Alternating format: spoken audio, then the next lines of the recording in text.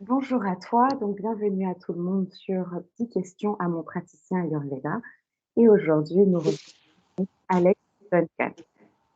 Duncan, est-ce que tu peux nous en quelques mots tes activités? Bonjour Noélie, merci. En fait, est-ce que tu peux répéter la question? La connexion n'est pas super claire pour moi. Ah, est-ce que tu peux nous dire en quelques mots quelles sont tes activités dans le domaine de l'Ayurveda? Oui, alors je suis d'abord formateur en Ayurveda. J'ai une petite école dans les Cévennes où je tiens une formation. Je consulte également un petit nombre de personnes. C'est essentiellement ça. D'accord. Donc, première question, quelle est toi ta vision de l'Ayurveda? Alors, ma vision de l'Ayurveda, euh, c'est surtout pour moi un outil à travers lequel que je comprendre moi-même le monde, les autres. Évidemment, c'est au titre de la guérison, mais je trouve que l'application va beaucoup plus loin avec la compréhension des 5 états de matière, les 3 doshas, etc. Donc, je trouve que c'est une compagnon sur le voyage de la vie, comme si on porte les lunettes ayurvédiques. Ça nous aide à comprendre les choses différemment et surtout de réunir les connaissances de divers domaines humains. D'accord, super. Comment et quand l'Ayurveda est arrivé dans ta vie pour toi? Alors, moi, j'ai eu la chance d'avoir euh, une mère qui m'a initié, on peut dire, familialement dans le yoga euh, très, très jeune. Elle était praticienne de yoga avec sa mère, donc ma grand-mère et ma mère ont commencé leurs études en Hatha Yoga en Grande-Bretagne juste après que j'étais né. Et après, plus concrètement, c'était à l'âge de 18 ans à peu près que ma mère m'a emprunté un livre de Deepak Chopra sur l'Ayurveda. Je pense que c'était Perfect Health, le titre. La santé parfaite. Super. Ouais. Est-ce que tu te rappelles tes premiers rendez-vous, toi, que tu as donnés et comment ça s'est passé pour toi? Oui, alors mes premiers rendez-vous, j'ai fait en Écosse à Glasgow. J'avais pas de cabinet, j'avais même pas une diplôme ou une licence en Ayurveda. Donc j'ai commencé vraiment dans une, on va dire, une approche très informelle, autodidacte. Et mes premières consultes aura lieu dans une magasin qui vend des livres, un grand magasin qui s'appelle Waterstones. Et puis c'était chouette parce qu'il y avait une grande coin dans le magasin où il y a beaucoup de fauteuils, même un café, donc on peut être confortable. Voilà, c'était là-bas. Cozy atmosphere. C'est ça, tout à fait. Super. Est-ce que tu es plutôt direct ou en visio? Et donc, si tu fais du direct, est-ce que tu pourras nous redonner ta ville et ton département, s'il te plaît?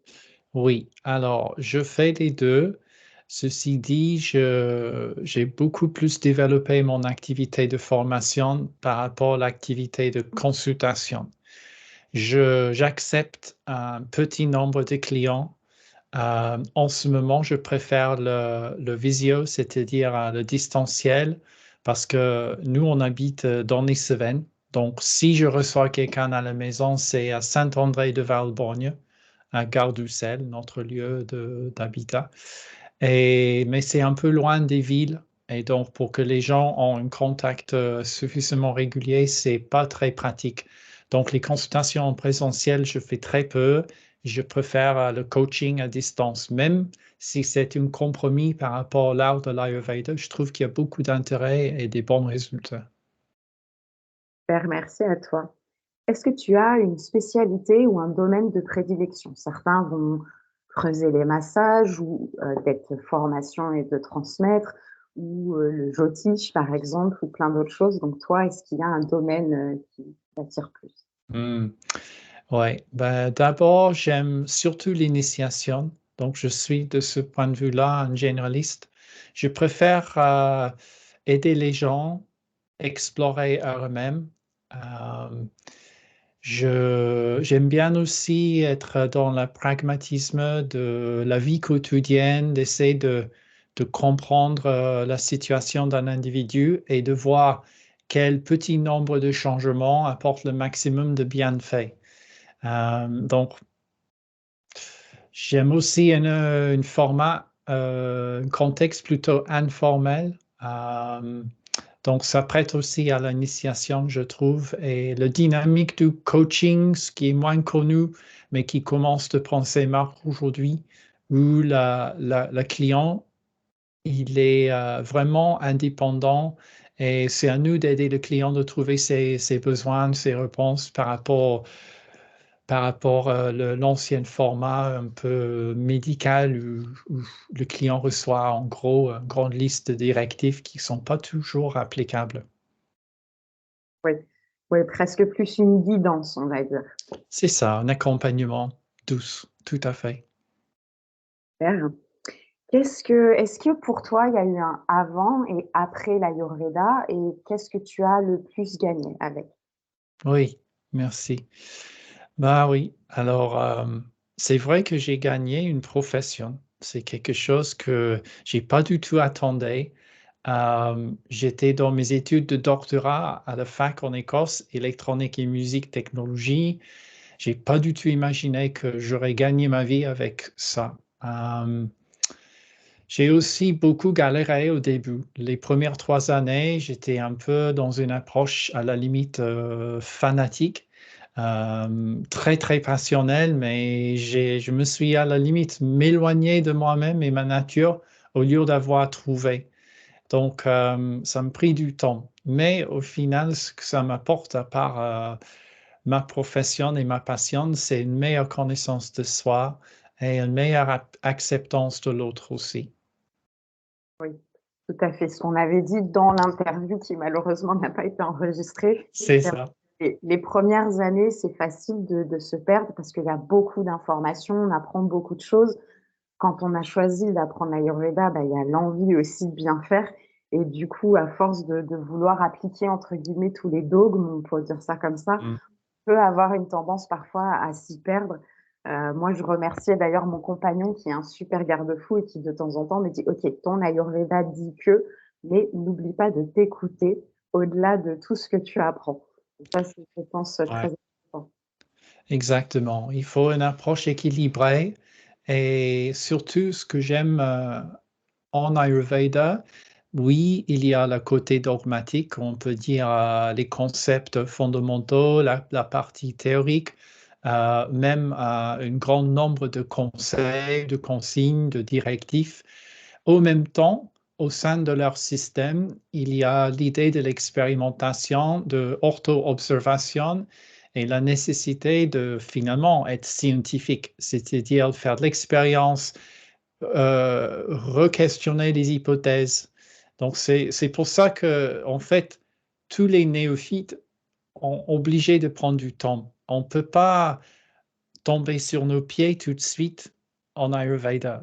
C'est pas comme ça que ça marche. Il faut avoir un peu de patience, hem, mais on a souvent le grand coup de cœur par rapport à l'Ayurveda et c'est surtout ça qui m'a en fait, conduit au fil des années vraiment cette passion toujours reste très fort et donc c'est presque voilà, c'est presque divin, magie parce que je ne sais pas d'où ça vient, mais ça reste pour moi une très, très belle, système, voilà, pour accompagner la vie.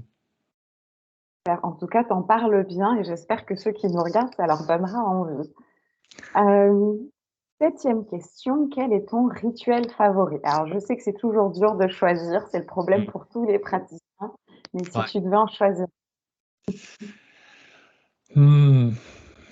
Oui, alors, je reste quand même fidèle avec, je pense, la rencontre avec la chaleur et le froid, surtout la chaleur en premier et en plus grande dose. Mais le mariage, par exemple, un petit automassage suivi par un bain chaud et après, pas tous les fois, mais souvent, une petit choc dans l'eau froide. Là, j'ai la chance d'avoir la rivière et le ruisseau chez nous, donc je peux être, proche à cette nature primaire, un peu comme un chaman, on va dire, voilà, un homme préhistorique qui prend sa plaisir aussi d'être à la rencontre de l'eau pure qui coule, qui est froide. Et moi, j'aime beaucoup cette pratique. Après, c'est toute une question d'amour de soi, d'écoute de soi et de choisir ce qui fait à la fois plaisir, mais qui est aussi sain et qui te fait grandir dans ton chemin, je trouve. Alors moi, je tenais à préciser que je reste admirative. Si vous suivez Alex Duncan, vous pourrez voir une de ses vidéos où il se baigne le matin à la fraîche dans une eau proche de 0 degré. Et franchement, ouais, profonde admiration parce que je suis une frileuse. J'ai ce côté vata très développé que Mm. j'essaie d'arranger. J'arrive maintenant à finir par une douche tiède, froide, on va dire. Et je ne sais pas si un jour j'aimerais, mais je ne sais pas si j'arriverai à ce stade-là. Je pense que oui, parce que finalement, quand on va dans l'eau et dans la nature, c'est rien de voir être sous la douche chez soi. Et en plus, moi, je suis et j'étais toujours une grande frileuse. J'ai quitté l'Écosse, ma pays d'origine, pour vivre en France, essentiellement pour le climat.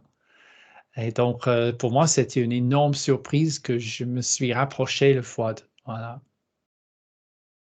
Donc à voir pour moi dans le temps. on Huitième verra. question, à l'opposé de la première, donc du rituel favori, quels sont tes écarts ou ce qui n'est pas très ayurvédique dans ta vie et tes habitudes? Oui, merci. Alors, évidemment, il y a beaucoup de choses pour lesquelles qu'on peut identifier un écart entre les conseils, les consignes, parce qu'il y a tellement, et ça va assez détailler. Je suis en respect de beaucoup des règles.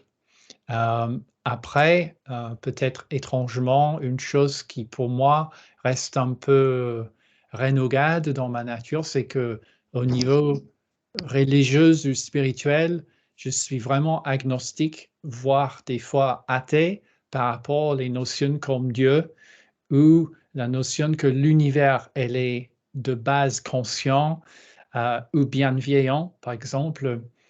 Euh, voilà, ça c'est quelque chose qui pour moi reste le cas. Et puis effectivement, il y a aussi des choses dans la culture védique qui nous prêtent comme vérité que moi je ne suis pas prête à accepter. Et donc je trouve aussi un grand plaisir et authenticité dans le fait qu'on peut appliquer nos connaissances contemporaines en parallèle avec la connaissance traditionnelle en Ayurveda, marier les deux et de ne pas être voilà, une charlatane ou en défaut. Super. Alors cette question, je le rappelle, je sais que je radote à chaque interview, mais je la trouve très importante parce que beaucoup de consultants ont tendance à idéaliser un peu leur praticien en disant ouais, il doit faire tout, parfois peut-être même à s'autoflageller. Moi, j'y arrive pas. Et Mm, le but, c'est vraiment de faire comprendre bah, que personne n'est parfait et qu'on a tous nos mm. petits écarts et que je n'ai pas encore trouvé à ce jour un praticien Ayurveda qui applique absolument tout à la lettre. Absolument, c'est vrai. C'est bien d'avoir ça clair. Je pense qu'on a tous, surtout quand nous sommes plus jeunes, au début de nos vies, on a besoin à la limite des symboles, les idoles, les mentors, les dieux, ou les gens très très connus et célèbres, parce que ça nous motive, ça nous montre un peu ce qui est possible, même si il y a une certaine façade avec ça. Et comme on dit en français, en anglais, Santa Claus, c'est, voilà, on voit un peu le moment où il faut lâcher cet mensonge, accepter qu'il n'existe pas vraiment. Je pense que c'est pareil dans la vie. Il faut, au fur et à mesure, nous libérer de nos gourous et d'apprendre que c'est nous-mêmes le gourou et la vie, le gourou. On est Et qu'il d'accord, est je rejoins tout à fait là-dessus. Mhm. Quelles sont tes envies et projets professionnels à venir, si tu en as? OK. Je suis à la base quelqu'un de peu ambitieuse. Je vois plutôt la vie un peu comme un fleuve qui vient à travers moi. Euh, mon ambition, si j'en ai, c'est de continuer de me perfectionner dans mon don, d'avoir à la fois le plaisir, la douceur, la créativité, la nouveauté, l'innovation à travers ce que j'ai déjà en place. Donc, la petite formation, essentiellement ça. Euh, Éventuellement, collaborer avec les nouveaux gens sans partir dans des grandes nouveautés, des grands projets. Voilà. Mon vie est bien équilibrée et j'aime bien maintenir cet équilibre parce que je trouve qu'il y a beaucoup de gens qui font du bien, mais aussi qui fait trop et qui donnent trop. Et ça se voit. Et moi, je tiens fort à mon équilibre de l'hygiène de vie globale. Donc, faire moins et être voilà, déjà content de ce qu'il est. Ouais, moi, je suis pareil, je suis pas une fan de surremplir l'agenda et de monter, divers projets en même temps, même si j'en ai toujours plein la tête. Il y Mm. a côté, je te rejoins sur l'idée d'équilibre et de savoir donner sans s'y perdre non plus et sans que ça accapare, toute notre vie, c'est une notion enfin moi, l'équilibre, c'est mon leitmotiv dans la vie. C'est toujours une quête constante, d'équilibre et de balance. Oui, bien sûr. Je me retrouve pareil. 10e question, qui souhaiterais-tu voir interviewer après toi? Enfin, dans les semaines à venir. Oui. Alors, une personne qui peut être intéressante, c'est une collègue, Lionel Poirot, qui exerce l'Ayurveda près de Lyon. Il a un parcours moins typique. Il a étudié en Inde. Il a fait un parcours de médecine ayurvédique en Inde. On n'est pas très nombreux qui ont fait ça. Moi, non. J'ai appris avec les Occidentaux en France. Donc, ça peut être très intéressant. Il a donc une pied bien dans la tradition. Euh, et en même temps, je trouve que c'est quelqu'un qui est terre à terre, qui est d'ici, qui sait quels sont les besoins d'une Français en France, dans la vie moderne. Donc, ça peut être aussi une interview intéressante. D'accord, il faudra pas hésiter à m'envoyer le lien d'une de ces pages ou ses coordonnées, Bien sûr. de contacter avec plaisir. La question, enfin les questions bonus, celle posée par la précédente, qui était donc Manon, qui est intervenue avant toi. Et elle, sa question était si ça n'avait pas été l'Ayurveda, ça serait quoi dans ta vie? Hmm. Aurais- Aurais-tu pu accomplir? Ouais, ouais. Alors, bonne question. Une forte chance que j'aurais trouvé une carrière dans la musique parce que j'adore la musique, j'ai une capacité pour ça, le guitare électrique, la blues surtout, mais également peut-être mes études en doctorat, finalement, une boulot dans le monde académique, recherche, développement, technologie, ouais, soit l'un ou l'autre, je pense. D'accord, super. Et donc, dernière question, toi, quelle question souhaiterais-tu poser à la prochaine personne, donc qui sera Enora Conan? Ok, très bien. Alors, ma question, c'est autour de le concept de Prakriti, notre constitution ayurvédique. De quelle mesure la connaissance de sa Prakriti est indispensable ou non au début d'une suivi en Ayurveda? Ok, super. Question très intéressante. C'est une question qui revient à l'esprit très, très souvent. Euh, Et je trouve que la réponse a des nuances. Et donc, c'est vrai que ça nous aide surtout les éducateurs, les consultants, les thérapeutes, même les éducateurs, voilà, les profs en Ayurveda, de reprendre cette question vraiment sincèrement en jeu, je trouve, parce que, voilà, au final, en Ayurveda, on n'a pas de méthode empirique et très précis pour évaluer Prakriti, finalement. Donc, ça, c'est intéressant de savoir comment les praticiennes portent cette ambiguïté au sein de leur philosophie.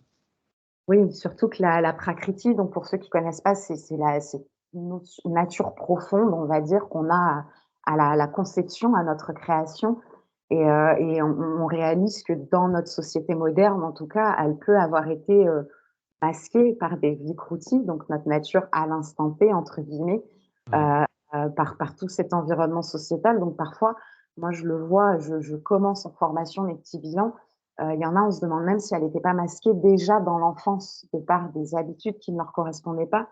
Donc c'est vrai que ça peut être très dur de la déterminer. Ça me fait penser, là, j'ai vu il y a pas longtemps une vidéo de Rita, Oesterbeek, si je ne me trompe pas son nom, qui elle expliquait que, justement, elle, dans sa pratique, elle donne rarement le prakriti, dans les premiers temps. Elle estime qu'il faudrait vraiment plusieurs consultations et de la durée, pour étudier cette question plus profondément et pouvoir être à peu près précis et même là, elle dit, c'est pas garanti qu'on soit, sûr à 100. Ouais, ouais, il y a de sagesse dans ses mots, dans sa partage, tout à fait. Je le seconde un peu. Je pense aussi, hein, je continue moi d'explorer, de découvrir. Je pense que l'idée, est loin d'être fausse en tout cas et oui, c'est vrai qu'en effet, ça peut prêter à débattre et à en discuter entre praticiens en effet. Ouais, Très, très beau sujet pour finir en tout cas. Eh bien, merci à toi pour ta présence. Merci à tous ceux qui regarderont la vidéo. Encore mes excuses pour hier, le direct qui n'a pas fonctionné. Petite erreur de manip de ma part, ça peut arriver. Encore merci à tous. Merci à toi Alex. Au revoir et puis, ben, bonne continuation dans ton équilibre de vie. merci Noélie pour cette opportunité, cet échange, ta bienveillance et puis voilà, plein de belles choses à toi et à une prochaine. Merci, namasté. Au revoir. Merci. Au revoir.